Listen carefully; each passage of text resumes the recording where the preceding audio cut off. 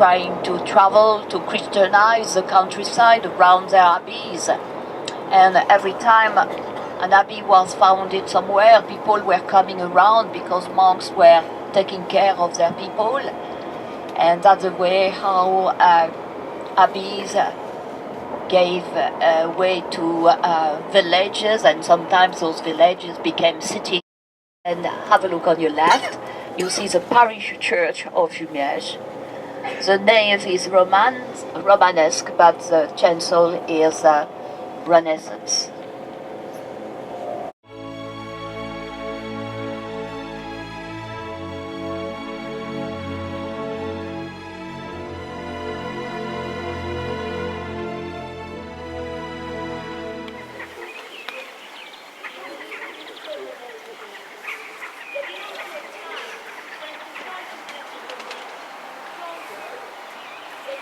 Over here we have a chessboard, and there's a more modern building, still very old.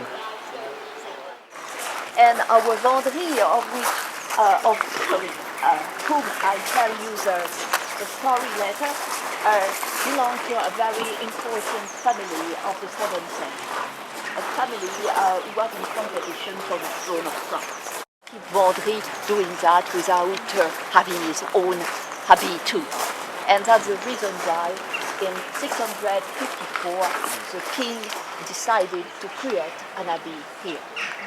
And the land did not belong to the king, it belonged to the queen.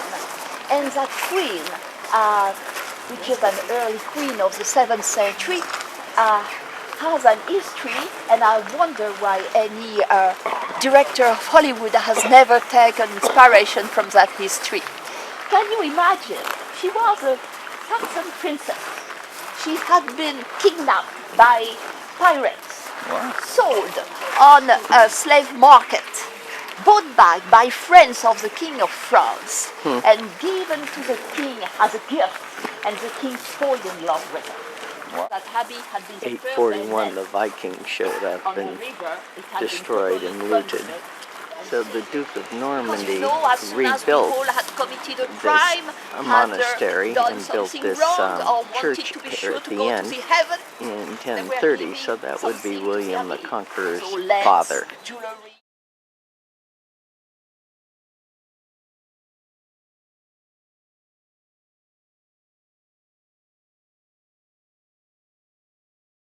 This is from the 1200s. Decorated, it was probably the wall of the hostelry.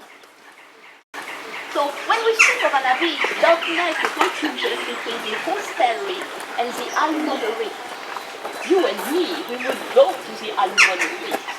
The hostel Stone Age is thanks to the fact that monks had preserved the knowledge. And those monks were constantly looking for new things. A Benedictine abbey had 7 church services in a 24-hour period.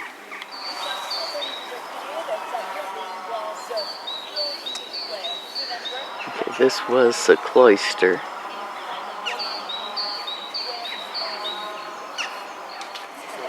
This was a gallery going around the side of the cloister.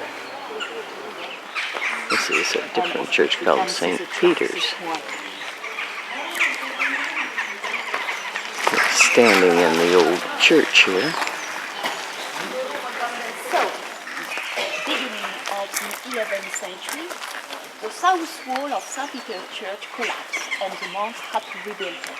And you see that wall here is opening very typically of the 12th century.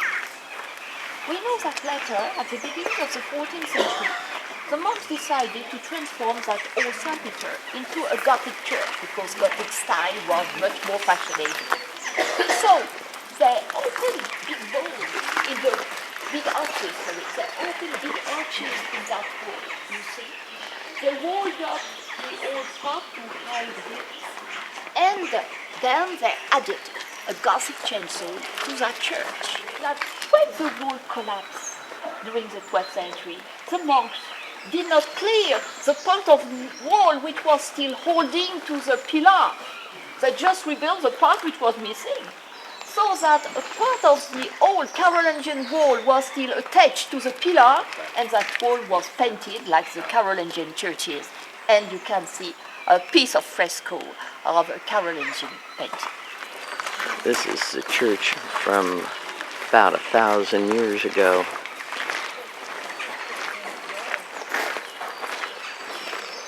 Here's an example of how they constructed these windows. You fill it up with this kind of scaffolding, put the stones around, put the keystone in, and remove the wood.